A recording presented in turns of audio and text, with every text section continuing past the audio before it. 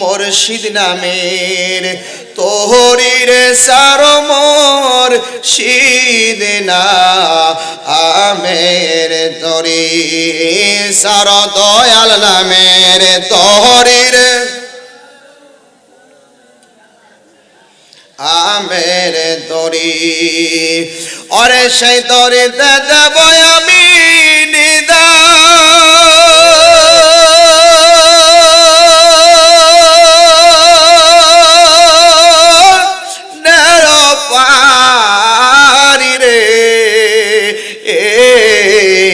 সার মুর্শিদ নামের তহরির শীদ না আমের তরি সার দয়াল নামের তহরির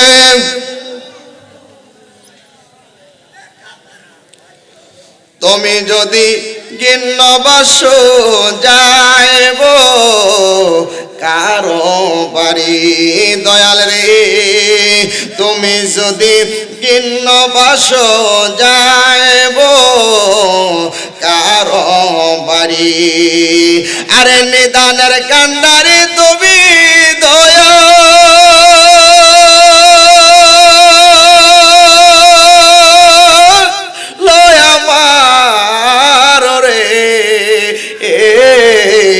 সার মুর্শিদ নামের তহরির বাসকেলের মানুষ যদি এই শান না গাইতে রে তো শান কি মনে করেন যে কুল্লের সরের হেরা গাইতে পারবো? ওই কথা কন না কেরে আমার জন্মের আগের থেকে আমি শুনতেছি যে বাসকেলের সুন্নি আছে। আমি কই করিমগঞ্জের মধ্যে আমি অন্যান্য সুন্নি না চিনলেও বাসকেলের মাহফিলগুলি আমি ইউটিউবে দেখতে দেখতে বড় হয়েছি। তাহিরি হুজুর এক বছর মনে আপনাদের এখানে আসছিল, হ্যাঁ এই পার্শ্ববর্তী এলাকায় না তো এক সময় এলাকাতে আসছি কোন এক সময়, তখন আমি মনে হয় অনেক আগে, তখন আমি আপনাদের গুজরাতে তখন আমি লেখাপড়া করি, তখন আমি কমি মাদ্রাসাতে পড়ি। রাত্রেবেলা হুজুরের সাইকেল নিয়ে ফলাই আয়া পড়ছিলাম, এটা মনে ফিট মার হয়েছে না? ওরে ঠিকই আছে। তখন থেকে আমি জানি আপনারা আশেক মানুষ, এখন যদি এই শান না গাইতারেন তাইলে তো আমার কাছে দুঃখ লাগবো। নবীর শান ওলিদের শান ভালো লাগে না খারাপ লাগে? সবার কাছে কি ভাল লাগে? ও এই পিছনের বাইরের কাছে ভাল লাগেনি? দুইটা হাত তুলে দেখাই দেন তো কার কাছে ভাল লাগে না।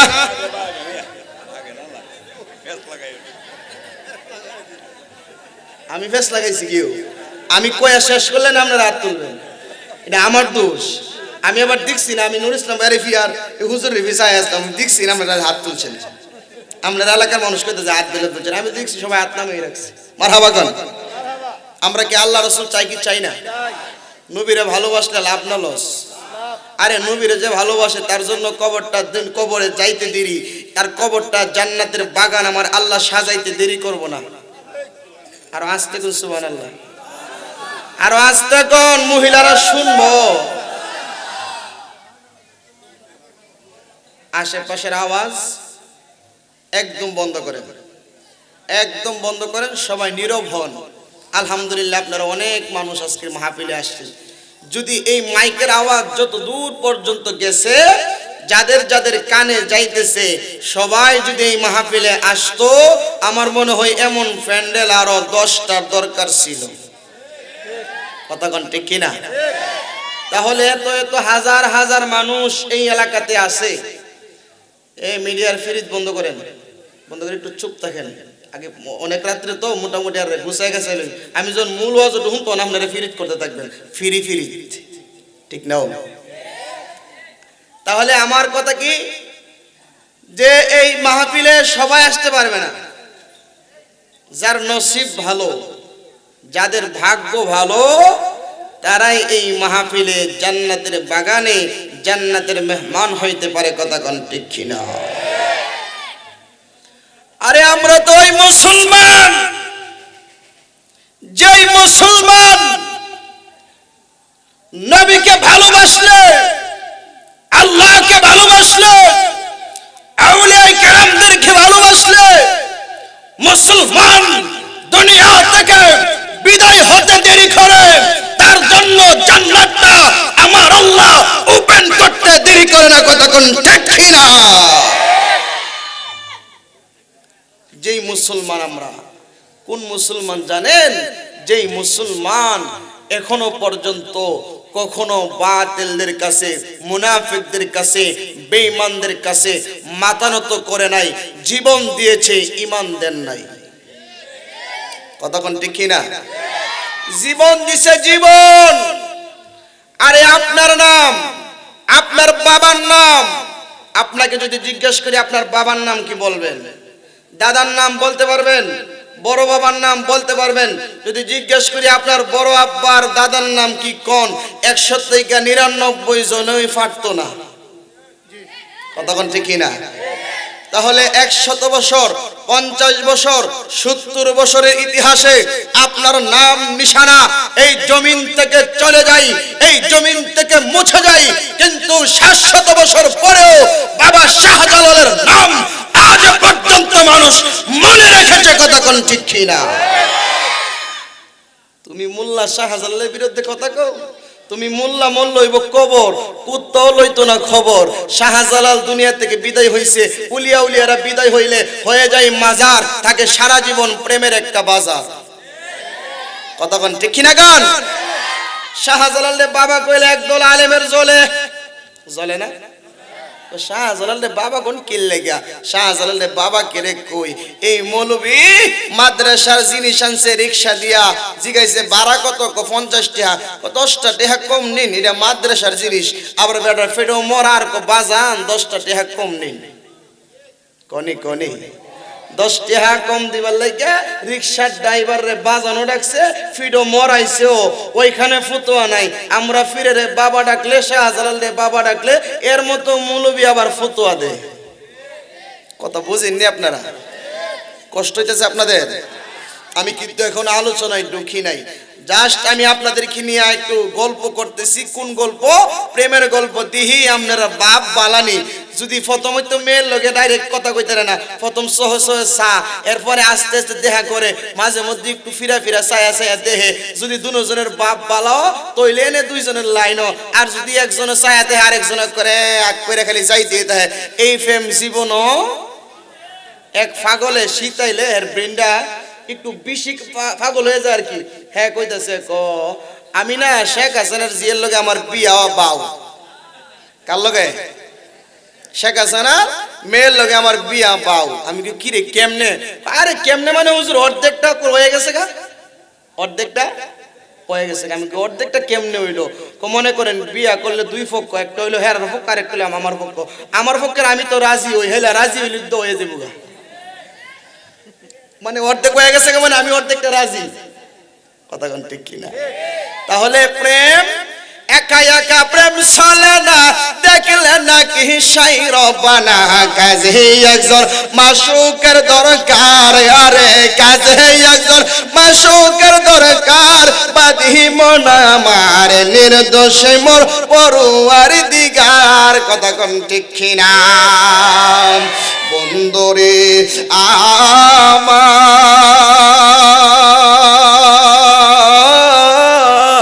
আমার, ওরে আমার করিমগঞ্জের বাবারা, আরে আমরা তো নবীজির প্রেমিক, আমরা তো নবীজির আশিক।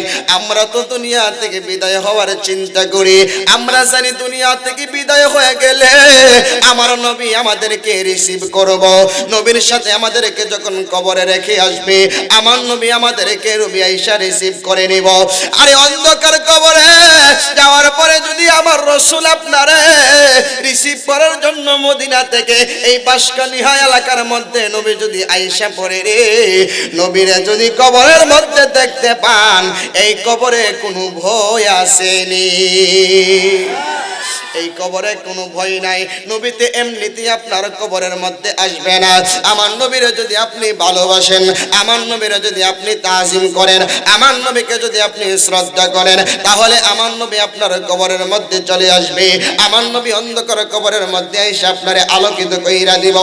আর যদি নবীর বিরুদ্ধে কথা বলো রে, নবীকে যদি নবীর সাথে তুমি দুশমনি করো গো, নবীর সাথে তুমি গাদ্দারি করো রে, আমার নবী কখনোই তোমাকে রিসিভ করব না।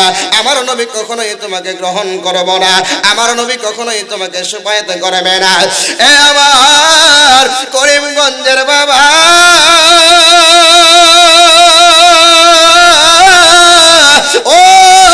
বাসকা নিহার বাবারা, ও আমার যুবক ভাইরা, পর্দানশীলী মা বোনেরা, এই জন্য নবীকে ভালোবাসার দরকার আছে না নাই?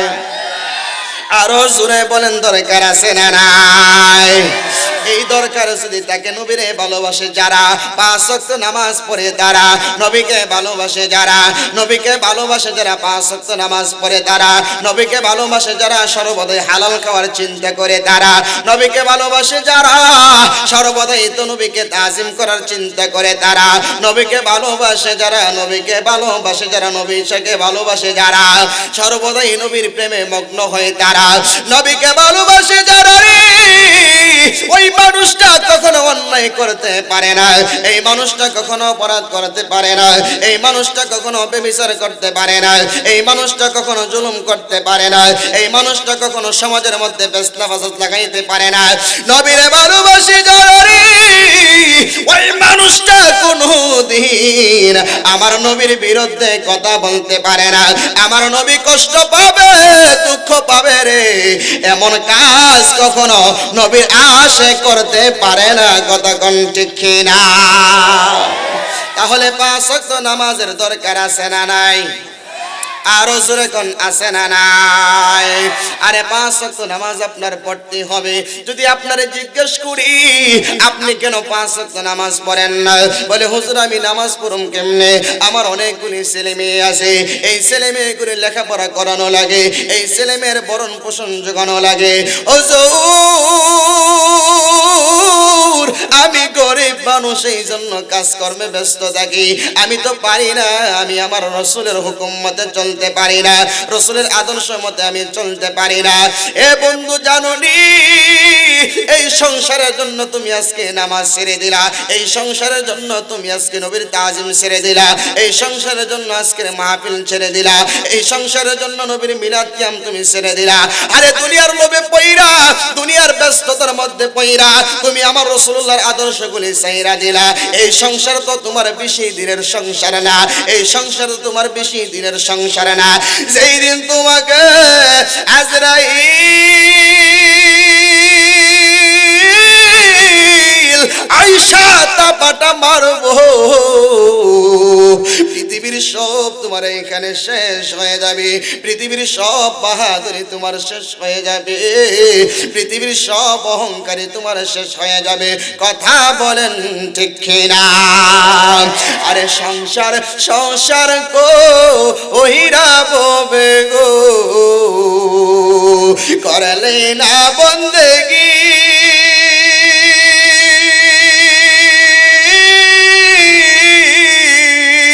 কিভাবে কাটা আইবি মনরে, কবরের জিন্দিগি রে, ওরে জীবন গুনাই গুনাই গে এলো রে, বলেন না, ওরে জীবন গুনাই গুনাই। কষ্ট হয় আপনাদের? এই শানগুলি খারাপ লাগে? আখিরাতের কদর দরকার আছে না? প্রথম আমি কবর দিয়া শুরু করুম, শুরু কইরা মরণ দিয়া কবর দিয়া শুরু কইরা হাসরের মাঠ নবীর শান দিয়া, এরপরে নবীর ভালোবাসার বয়ান দিয়া শেষ করুম। মোটামুটি ৩-৪ ঘন্টা লাগবো। থাকবেন না বাগবেন? হ্যাঁ থাকবেন না বাগবেন? নুরুল ইসলাম ভাই কইতাছে আপনি করেন ৩ ঘন্টা, আমি বাইর দিয়া ঘুমাই। কারণ যে বেটা রোগী, এই বেটা যেমন কষ্ট করে, রোগীর লগে যেই বেটা যায় হসপিটালে দৌড়াদৌড়ি করে, এই বেটা ডাবল কষ্ট করে। তো আমি তো রোগী, আর আমার লগে রোগী, ওই যে রোগীরে বালা করবার লাগে বাইরে ঘুরতে চড়তে আমারে সাপোর্ট দিতেছে, বই রয়েছে, আমার চাইতে দ্বিগুণ কষ্ট পায়ের লাগতেছে। লাগে নাকি? মারাবাগন যদি জাগা তাইলে বুঝুন কষ্ট লাগতেছে, যাও তে তোর আজকে মোটামুটি বান দিয়া লাইছে একটা, ঠিক কিনা? কষ্ট হবে আপনাদের? তাহলে আমার সাথে বলেন, সংসার সংসার কইরা ববে গো, করিলে না বন্দেগি,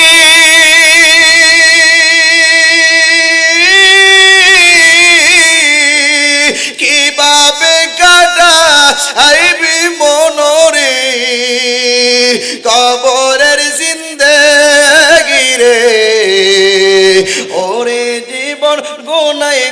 গোনায় গে এলো রে, ওরে জীবন গোনায় গোনায় গে এলো রে। আরে নিঃশ্বাসের বিশ্বাস কইরা গো বাদলি বাড়ি গো,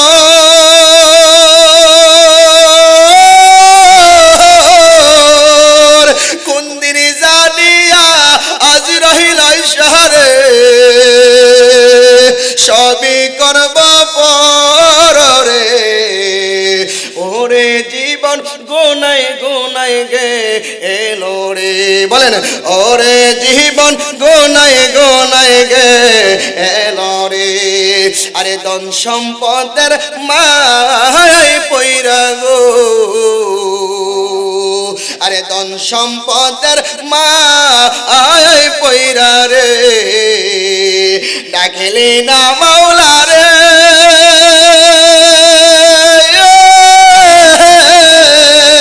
কি জানি কি উপায় হবে গো অন্ধকার কবরে রে, ওরে জীবন গোনায় গোনায় গে এলো রে।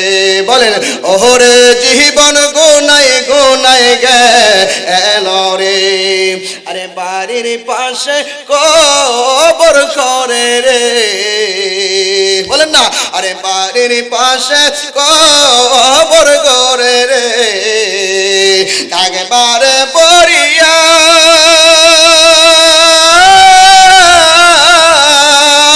বায়ো নাই বন্ধু অবু নাই রে, কে চাইব ফিরিয়া রে, ওরে জীবন গোনায় গোনায় গে এলো রে।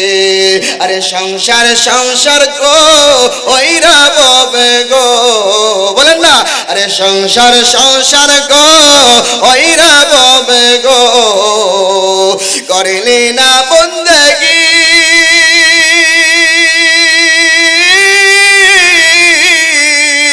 কিভাবে কাটা আইবি মনরে, অন্ধকার কবরে রে, ওরে জীবন গোনায় গোনায় গে এলো রে।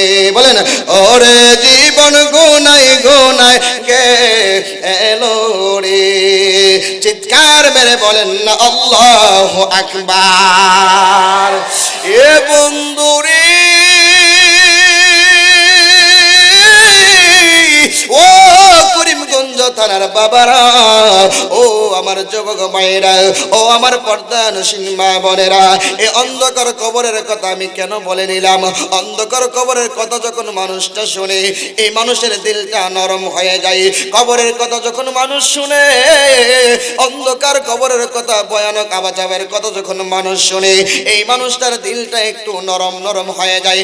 নরম মাটিতে সহজে ক্ষেত লাগাইলে, ধান লাগাইলে ধান কম হয় না বেশি হয়? নরম মাটি, ধান কি আপনারা লাগান শক্ত মাটির মধ্যে লাগান নাকি নরম মাটির মধ্যে?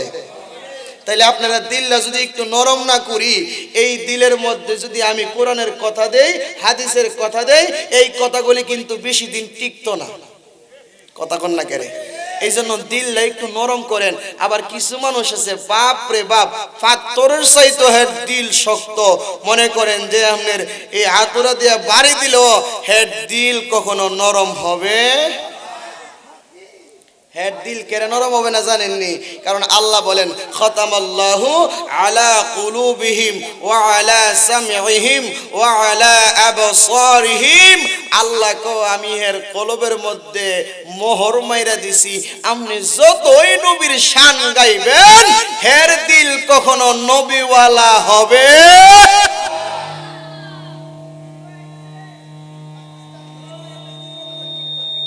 কিসে?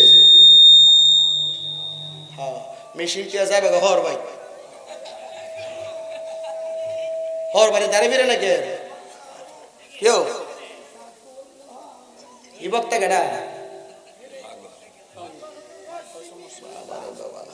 সবাই একটু মোহাম্মতে দরুদ পড়েন।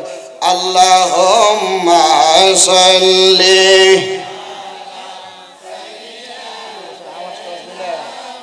মিসিং করতে পারতেছি না। আদনা বিয়ানা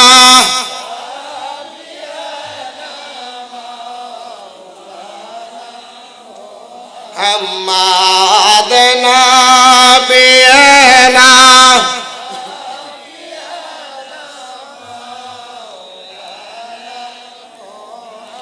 মাদ নবীজির প্রেমের শেখে রাগন কে জানি কার অন্তরে নবীজির প্রেমের শেখে রাগন কে জানি কার অন্তরে আমার নবীজির প্রেমে তাদে বাগিল সে গরনি আগলে আল্লাহ হুম্মা সাল্লি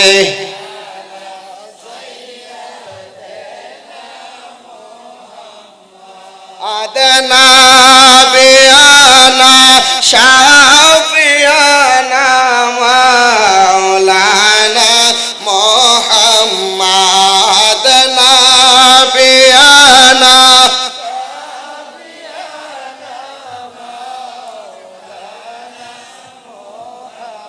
আল্লাহুম্মা সাল্লি ওয়া সাল্লিম ওয়া বারিক আলাইহি সকলে জবান খুলে বলেন না আল্লাহু আকবার বন্দরে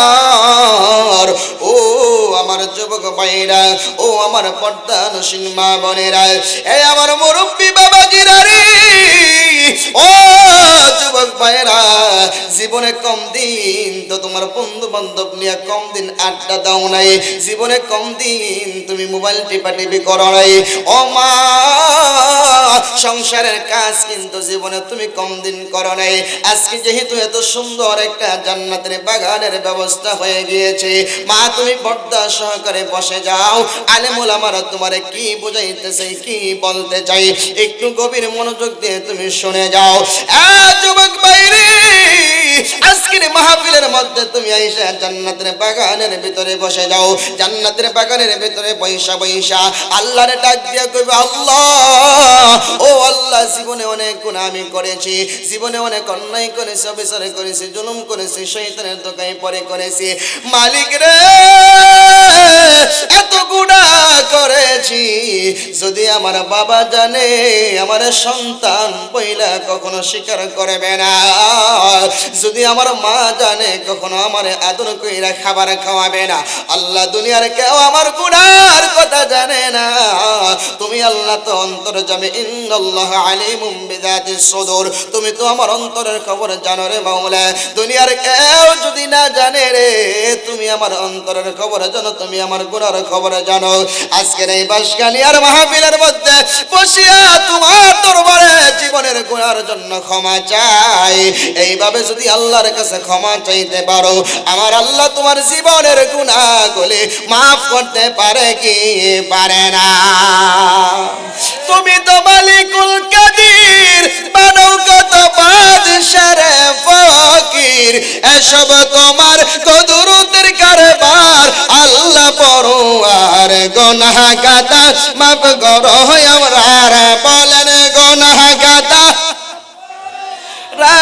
আল্লাহ পরওয়ার গুনাহ খাতা মাফ করো আমরা তুমি যদি মাফ না করো যাইবই আমরা কার দরবার তুমি যদি মাফ না করো জোরে কোন আল্লাহু আকবার আমার আল্লাহ কো দুনিয়ার মানুষ যখন তুমি আমারে ডাকবা যখন তুমি আমার কাছে চাইবা আমি আল্লাহ তোমার প্রতি খুশি হয়ে যাব আল্লাহ কো দুউনি আস্তাজিব লাকুম তোমরা আমার কাছে চাও আমি আল্লাহ তোমাদেরকে দিতে বাধ্য থাকি তোমরা চাইলে আমি আল্লাহ তোমাদের প্রতি খুশি হয়ে যাই বাসকানিয়ার বন্ধুরা রে আপনারা আমার একটা প্রশ্নের জবাব দিবেন এই কথার মধ্যে আল্লাহ বলেছে তোমরা আমার কাছে চাও আল্লাহ কোনো সময়ের কথা বলে নাই আল্লাহ কোনো টাইমের কথা বলে নাই আল্লাহ নির্ধারিত কোনো জিনিসের কথা বলে নাই আল্লাহ বলে তোমরা আমার কাছে চাও 24 ঘন্টার ভিতরে যদি 24টি ঘন্টায় আমি মালিকের কাছে তোমরা চাও রে, আমি আল্লাহ 24 ঘন্টায় তোমাদেরকে দিতে খুশি থাকি। বলেন সুবহানাল্লাহ। 24 ঘন্টা চাইলে আল্লাহ দেনি, জোরে বলেন দেনি। এখন আল্লাহ কি কইছে কোথাও কোরআনের যে জানাজার নামাজের পরে আমার কাছে তোমরা চাইও না, কারণ জানাজার নামাজের পরে আমি আল্লাহ চা খাইতাম জায়গা। কথা কন না করে? আচ্ছা, আল্লাহ কি কোথাও বলছে যে আমারে জানাজার নামাজের পরে আমি আল্লাহ অবসর থাকি না, জানাজার নামাজের পরে আমারে ডাকতো না, আমার কাছে চাইও না, দোয়া করা মুনাজাত করা এটা তো আল্লাহর কাছে চাওয়া, আল্লাহর কাছে মাগফিরাত কামনা করা। তাহলে আল্লাহ কি বলছে কোন কোরআনে, কোন আয়াতে, নবী কি কোন হাদিসে বলছে কোথাও?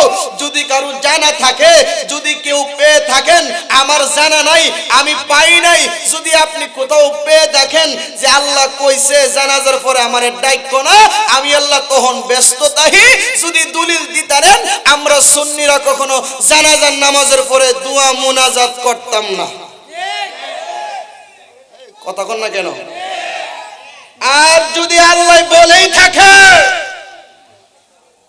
উদউনি আস্তাজিব লাকুম, তোমরা আমার কাছে চাও, তাহলে আপনি কেন বলবেন তুমি চাইও না? এর দ্বারা বোঝা গেছে তোমরার মতো মৌলবীরা জেতা মানুষেরও দুশ্মন। এখন থেকে নতুন কইরা বাসকানিয়ার মাহফিল থেকে বুঝলাম তোমরা মরা মানুষেরও দুশ্মন। কারণ বেড়া মরে গেছে গা, এই বেড়ার লাগে একটু দোয়া করুম, তুমি গিয়া কো বেদাত বেদাত বেদাত, কি মরা বেড়ার লোক তোমার দুশ্মনী আছে নাকি? কথা কন না কেন? তাহলে মরা বেড়ার লেগে তোমার দুশ্মনী না থাকলে এই বেড়ার তো মরণের পরে আর কোনো কিছু দেওয়ার মতো ক্ষমতা নাই, সিস্টেম নাই, কোন রকম সুবিধা নাই। একটাই সুবিধা, তার লেগে একটু দোয়া করুন যাইব। এখনো গিয়েও তুমি বাধা দেও, এর দ্বারা বোঝা যায় সারা জীবন শুনছি তুমি জেতা মানুষের দুশ্মন, আজকে থেকে বুঝলাম তুমি মরা মানুষেরও দুশ্মন। হাত তুলে কোন ঠিক খেয়া কর। বাসকানিয়ার মুসলমান, আমি আপনাদেরকে বলে যাই, আমি ছোট মানুষ, আমি বড় ডিগ্রিধারী না, আমি বড় মুফাসসির না, আমি বড় মুফতি না, কিন্তু আমি কাউসার আহমেদ আরিফি রাসূলুল্লাহর একটা গোলাম আজকে বাসকানিয়ার মধ্যে বলে গেলাম, জানাজার নামাজের পরে দোয়া দিয়ে যদি কারো কোনো দ্বিমত থাকে, ইনশাআল্লাহ যে কোনো সময় যে কোনো জায়গায় আহলে সুন্নাত ওয়াল জামাতের আলেমরা বসতে রাজি। কথা কোন ঠিক কিনা?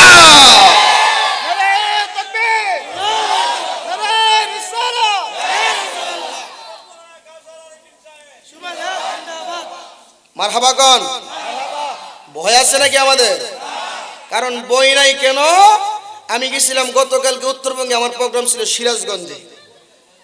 ওই সিরাজগঞ্জে একজন আলেমের নাম শুনলাম, আগেও তার চিনতাম, ডক্টর আশরাফ সিদ্দিকী, অনেক বড় একজন আলেম।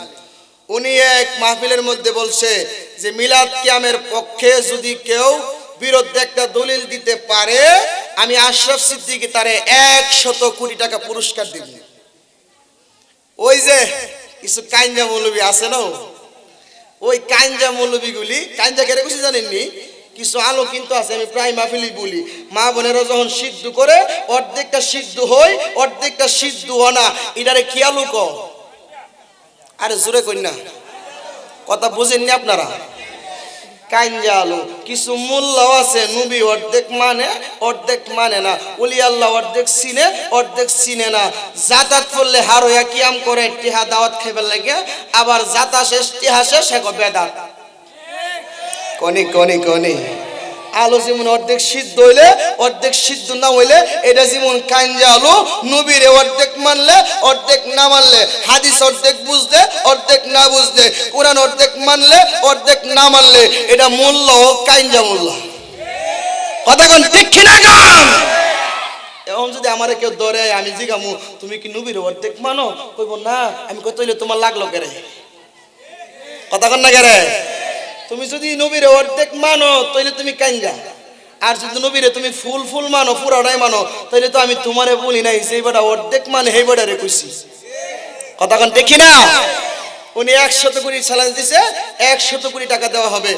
ওই যে কাঞ্জা মৌলবীর দলেরা কি কথা জানেননি, আরে আশরাফ সিদ্দিকী 100 কোটি টাকা কইতে দিব। আল্লাহ যার হাতে ক্ষমতা গেলে দেশ শান্তিতে থাকবে, যার হাতে ক্ষমতায় গেলে ইসলাম নিরাপদ থাকবে, যার হাতে ক্ষমতা গেলে ওলিয়া উলিয়াদের দরবার নিরাপদ থাকবে। আল্লাহ তুমি তাকেই এই দেশের ক্ষমতাবান দায়িত্বশীল ব্যক্তি বানাও। কথা কোন ঠিক কিনা? আমি কি কারো পক্ষে বলেছি? আমি কারো পক্ষে বলি নাই। আমি বলছি যার দ্বারা দেশের উপকার হবে, যার দ্বারা দেশের উপকার হবে, যার দ্বারা ইসলামের লাভ হবে, যার দ্বারা সুন্নিয়তের লাভ হবে, যার দ্বারা ওলিয়া উলিয়াদের মাজার নিরাপদ থাকবে, যার দ্বারা মাদ্রাসা নিরাপদ থাকবে, যার দ্বারা মক্তব নিরাপদ থাকবে, যাদের দ্বারা খানকা নিরাপদ থাকবে, তাদেরকে তুমি ক্ষমতায় বসাও। না আমি দোয়া করতাম যে আল্লাহ যারা দেশের মধ্যে অর্শিকন লাগাইবো, 2 নাম্বারই করব, মাজার ভাঙবো, মসজিদ ভাঙবো, মসজিদে আগুন ধরাই দিব, হেরারে ক্ষমতায় বসাও। কথা কন না কেন? আপনারা কি দেখেন নাই মুর্শিদপুর দরবারে মসজিদের ভিতরে আগুন লাগাইছে? 1 থেকে 150 গুরু ছিল। এই গুরুগুলি কেডা নিছে? হেরা যে গুরু সুর প্রমাণ হইছে মুর্শিদপুর। কথা কন ঠিক কিনা? আরে অতদিন তো আছেন হেরা ইমান সুর, ওখানে বুঝলাম তোমরা গুরু অসুর। কথা কোন ঠিক কিনা? যাই হোক বাবা, অনেক ব্যথা অন্তরের ভিতরে। চিন্তা করেন, প্রশাসন এসে বলছে যে 10 মিনিটের ভিতরে মাহফিল শেষ করেন, তাই হিসাব 7 মিনিটের। এই লাইট একটু বন্ধ করেন।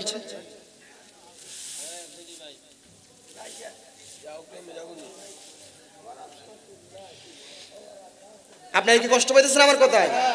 10 মিনিট শেষ করেন, তাই হিসাব 7 মিনিটের ভিতরে শেষ করেছে। ভিডিওর ভিতরে উনি বলেছেন আমরা প্রশাসন বান্ধব মানুষ। এই আখাউড়া থানার পুলিশ প্রশাসন তারা আমাদের এলাকার মেহমান, তাদের সাথে কেউ খারাপ ব্যবহার করবেন না। আচ্ছা, আপনাদের কাছে আমার একটা প্রশ্ন, যে আমি এত সুন্দর করে একটা মাহফিল সাজাইলাম, এই মুহূর্তে এসে যদি আপনি বাধা দেন, তাহলে আমার মাহফিলের খরচও গেল, মাহফিলও বাদ হইল। এখন আমার কি তেহাজে গেছে একটা জ্বালা আছে না?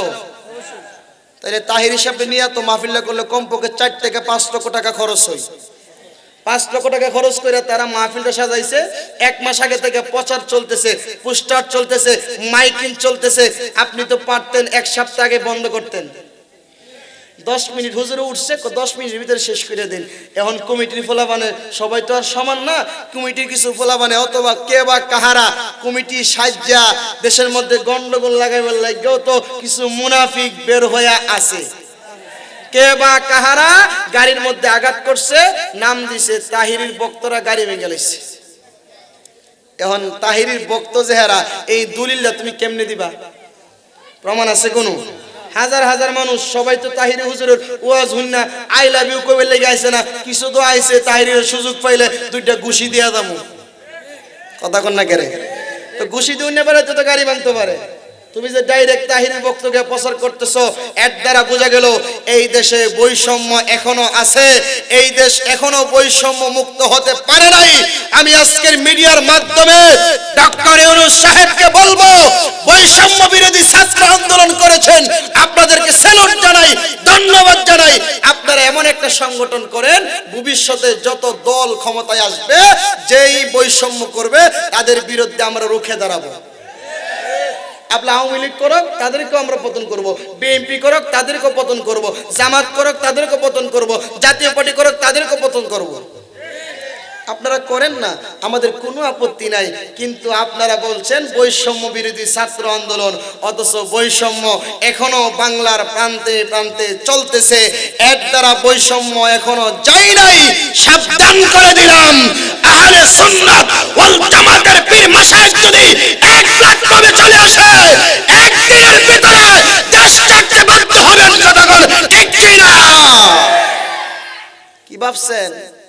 আটরশি দরবার, বান্ডারি দরবার, সোনাকান্দা দরবার, সারসিনা দরবার, ফুলতলির দরবার, মুর্শিদপুরের দরবার, শম্ভুগঞ্জের দরবার, এই মন যদি 20টা দরবার একসাথেও, আমার মনে হয় বাংলাদেশের অর্ধেক মানুষ সব এখানেই থাকবো। কথা কোন ঠিক কিনা? সাধারণ মনে করেন না। আল্লাহ আমাদের সবাইকে এই কথাগুলি বুঝার তৌফিক দান করুক। সকলে বলেন আমিন। মনের জ্বালাটা প্রকাশ করে নিলাম। সব জায়গাতে তো পারি না, সব জায়গাতে পারি না, কিন্তু সুন্নি বান্ধব মানুষ, এই বাঁশকানিয়ার মানুষ, সুন্নি প্রেমিক মানুষ, এই এলাকার মানুষ, নবী বান্ধব মানুষ, উলি বান্ধব মানুষ, মনের কথাটা ব্যক্ত করে গেলাম। যদি পছন্দ হয় তাহলে গ্রহণ করবেন, যদি পছন্দ না হয় মাঠের এক কোণার মধ্যে রাখা বাইর দিয়ে ঘুমাইতে কেন, ঠিক কিনা কোন? যাই হোক বাবা, আজকে আমি ডাইরেক্ট আলোচনায় ঢুকেছি।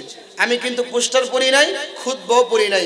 আমাকে বিষয় দেওয়া হয়েছে, হুজুর আপনি কবর হাসর নিয়ে একটু আলোচনা করবেন, কারণ মানুষ আজকে মরণের কথা বলে গেছে। মরণের কথা বলে গেছি বিদায় আমরা এখনো সুদ খাই, মরণের কথা বলে গেছি বিদায় আমরা এখনো ঘুষ খাই, মরণের কথা বলে গেছি বিদায় আমরা এখনো জিনা করি, মরণের কথা বলে গেছি বিদায় আমরা এখনো অন্যায় করি। কথা কোন ঠিক কিনা? হ্যাঁ বাবা বলেন তো আপনারা, মরণ কি আমাদের সামনে না পিছনে? আরো জোরে কোন? মরণ আমাদের সামনে। যে কোনো সময়, যে কোনো মুহূর্তে আপনাকে আমাকে আজরাইল নিয়ে যাবে। আরে এই দেহ থেকে প্রাণ পাখিটা যখন বের হয়ে যাবে, আপনার সংসার, আপনার বাড়ি, আপনার গাড়ি, আপনার ধন, আপনার দৌলত, আপনার বিবি, আপনার ছেলে, আপনার মেয়ে সব আপনার পর হয়ে যাবে।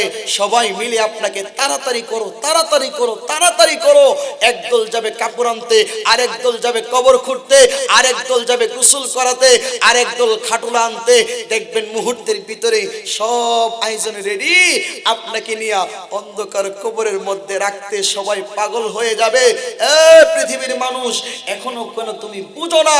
এই পৃথিবীর কেউ তোমার আপন না, এই পৃথিবীর কেউ তোমার আপন না, কেউ তোমার বন্ধু না, কেউ তোমার বান্ধব না। যিনি আপন, যিনি বন্ধু, যিনি বান্ধব, তিনি আছেন শাহে মদিনা রওজা মুবারকে উম্মতি উম্মতি বলে কান্না করে। কথা কোন ঠিক কিনা?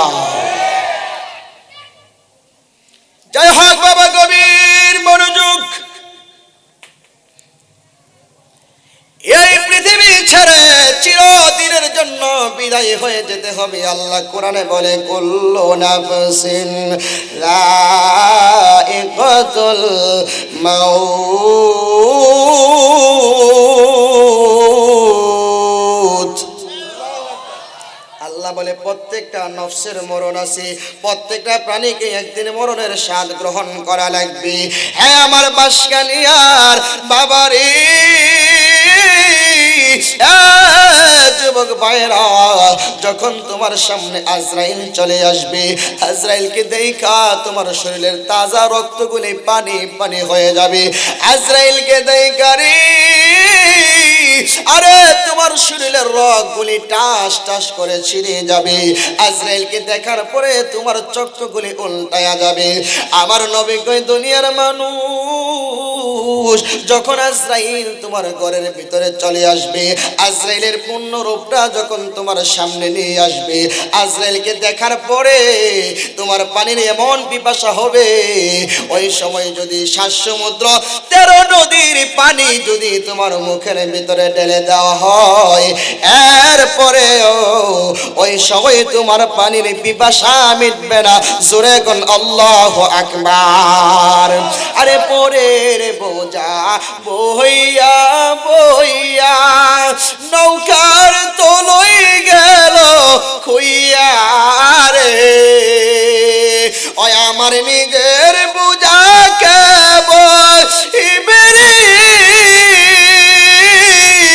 ওই আমার নিজের বোঝা কে বইবে, থাকব কোথায় যাইয়া রে আমি বাঙ্গা তুরি বাইয়া, আর কত গেলে বাসব আমি দুঃখের সারি গাইয়া, আরে জনম গেল গোনাই গোনাই বলেন জনম, সংসারের দিকে চাইয়া রে আমার বাঙ্গা সুরি বাইয়া। জোরে শুনে কোন আল্লাহু আকবার। বন্ধুরে আমার যখন তোমার ঘরের সামনে আজরাইল চলে আসবে, আজরাইলকে দেখিয়া শরীরের তাজা রক্তগুলো পানি হয়ে যাবে। আরে মুমিন যদি তুমি হয়ে থাকো রে, তাহলে তোমার সামনে দুইজন ফেরেশতা আসবে, আয়েশা জান্নাতে একটা রুমাল দিয়ে হাওয়া দিতে থাকবে, আর একজন ফেরেশতা জান্নাতটা তোমার সামনে তুলে ধরবে। আরে মুমিন মানুষ জান্নাত দেখা আর রুমালের গ্রানে গ্রানে ঘুমিয়ে যাবে।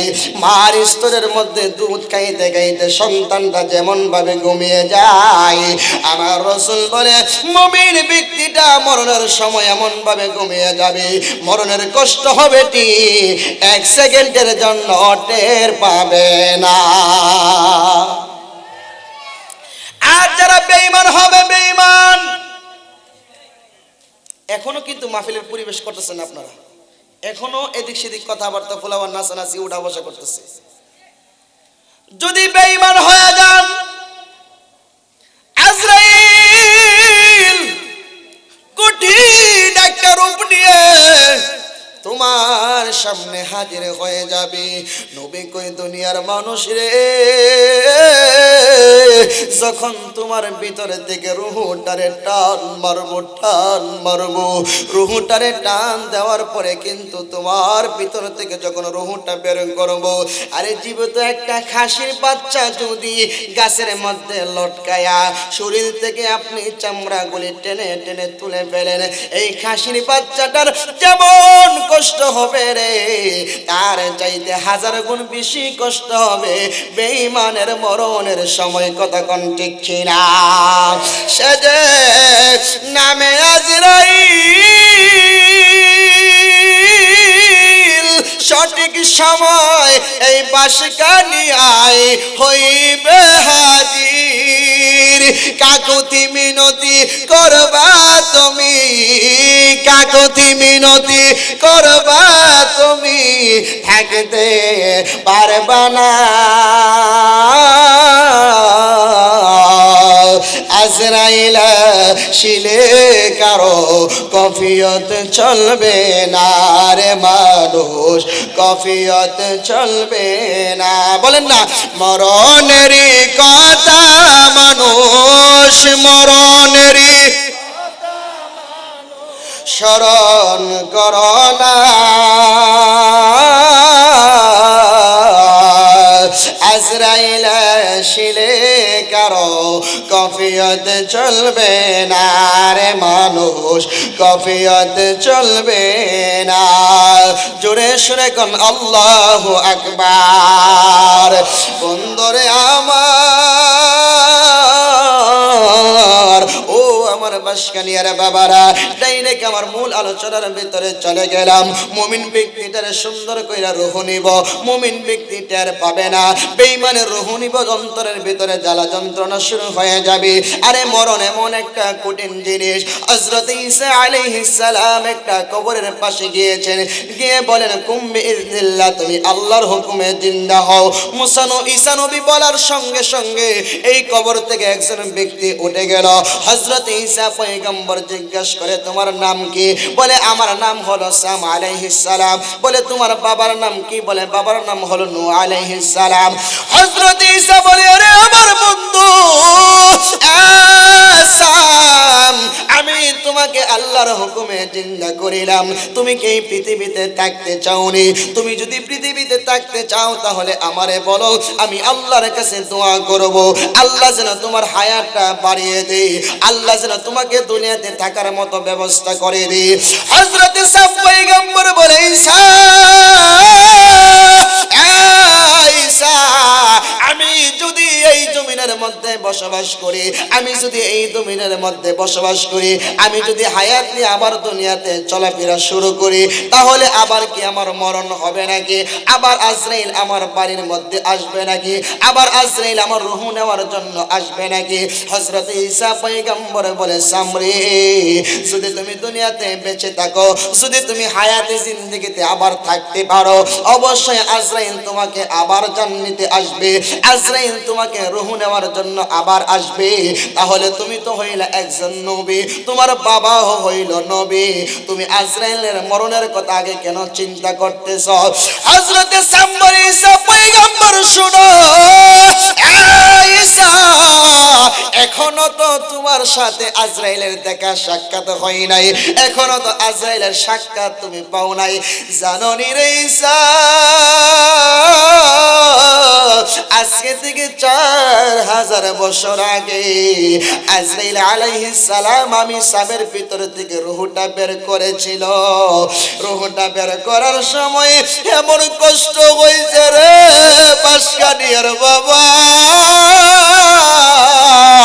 এমন কষ্ট হয়েছে রে আমার জঙ্গল বাড়ির বাবা, এমন কষ্ট হয়েছে রে আমার পিটুয়ার বাবা। হযরতে সাম বলে এমন ব্যথা আমি পেয়েছি, এমন কষ্ট আমি পেয়েছি, আজকে 4000 বছর পরেও আমি ওই মরণের কথা বলতে পারি না। হযরত ঈসা বলে নূহ নবীর ছেলে শোনো, আরে তুমি নিজে নবী, তোমার বাবা নবী,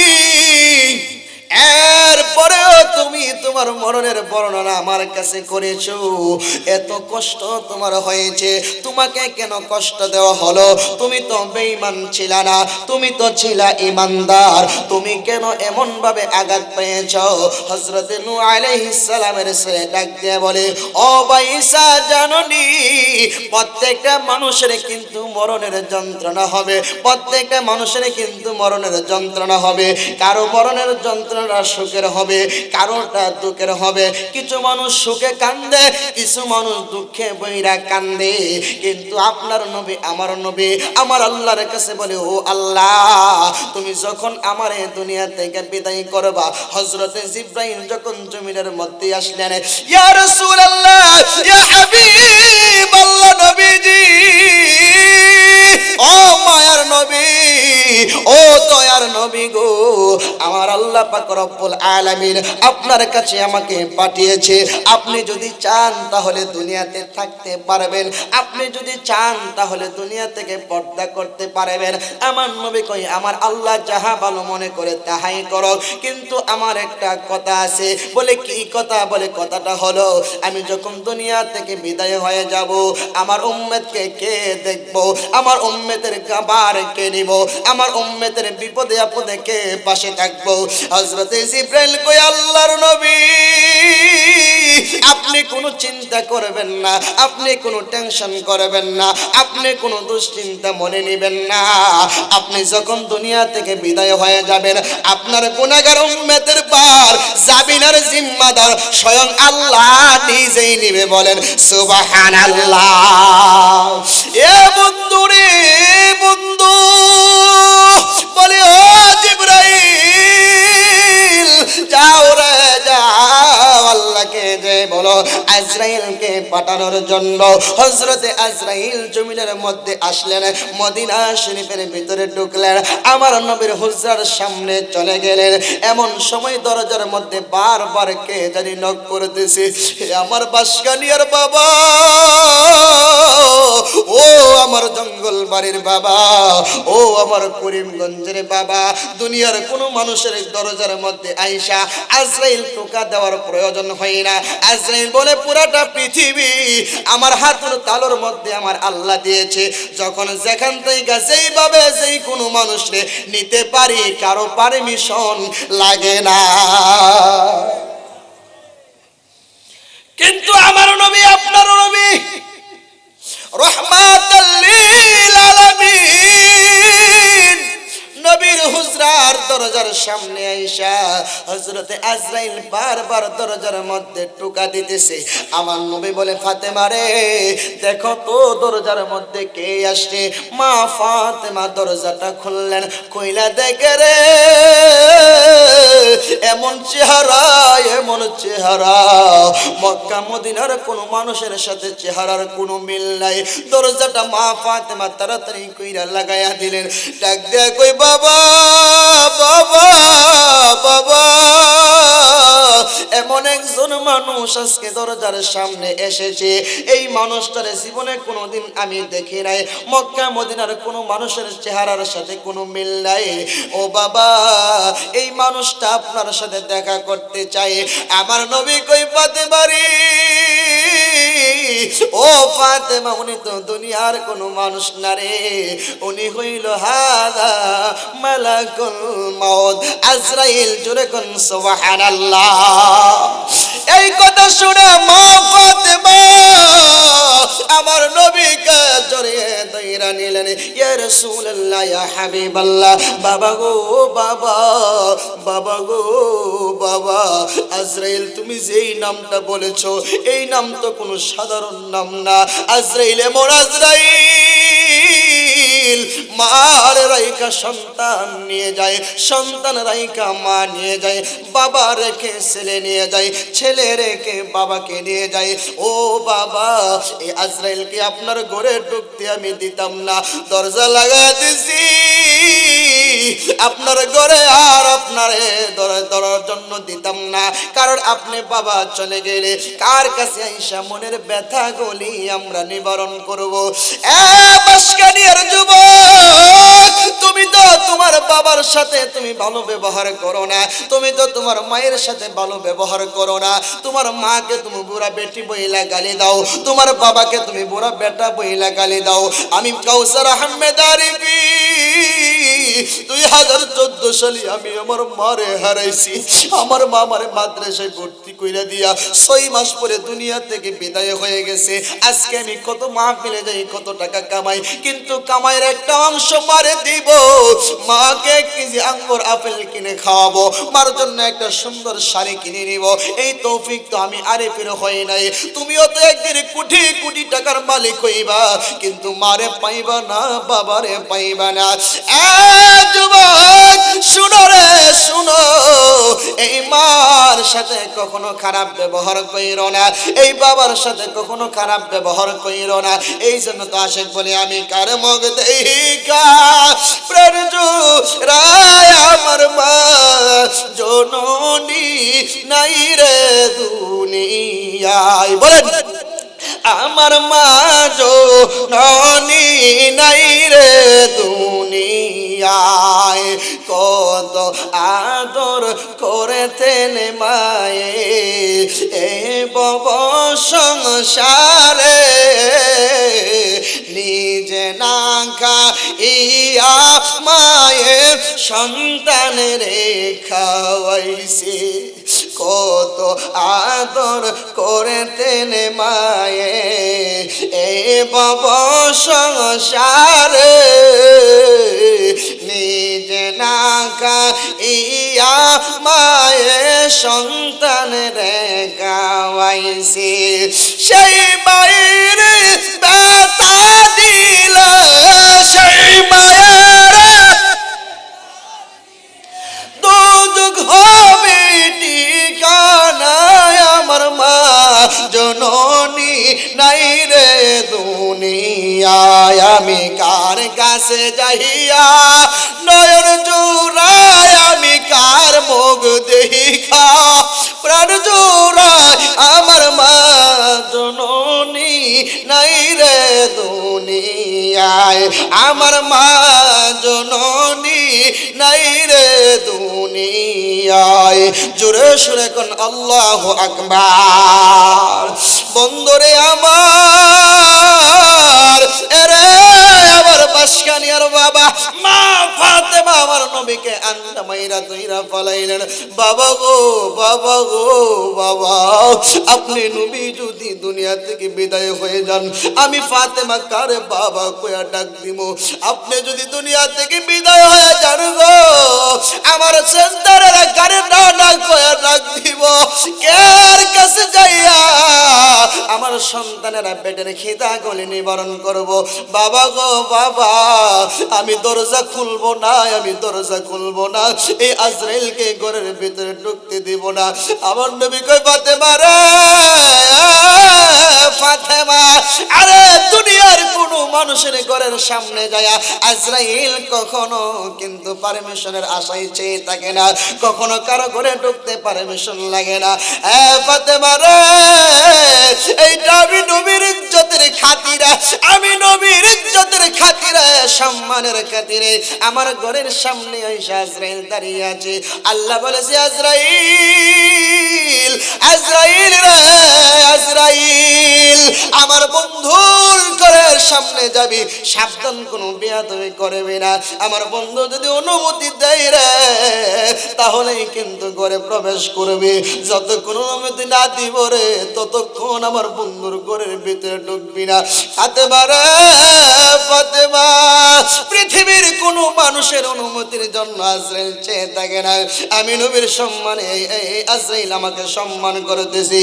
তুমি যদি অনুমতি নাও দাও, দরজা যদি নাও খুলো রে, আমার ঘরের মধ্যে আজরাইল ঢুকতে পারবে। ফাতেমা রে আয় রে আমার কাছে আয়।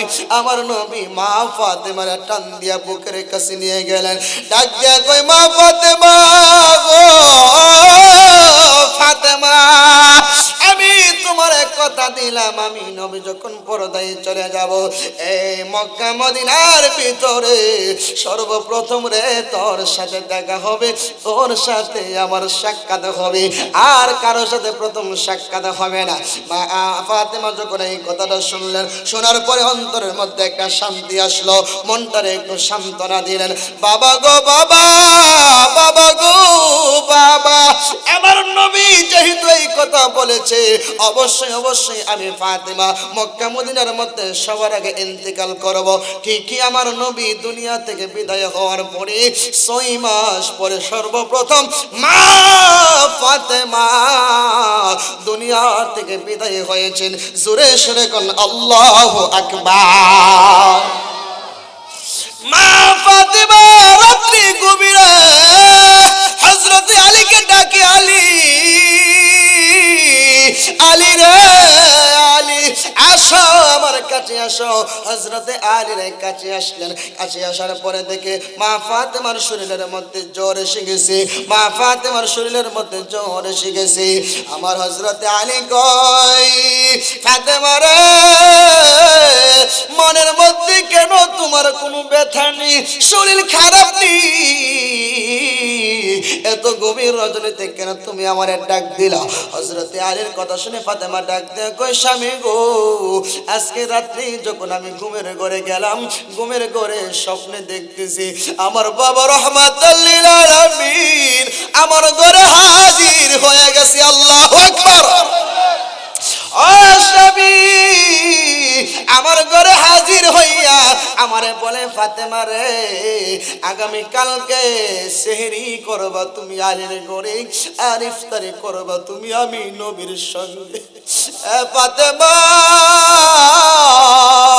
জীবনের শেষ বিদায় আলীর কাছ থেকে নিয়ে নিও, আলীর ঘরে জীবনের শেষ খাবারটা তুমি খেয়ে নিও, আর জীবনে কোনো দিন রে আলীর ঘরের খাবার তুমি খাইতে পারবা না। ফাতেমা এই কথা যখন বললেন আলীর কাছে, আলী কো ফাতেমা এত আদর কইরা তোমার নবী আমার কাছে বিয়ে দিছে, ফাতেমা রে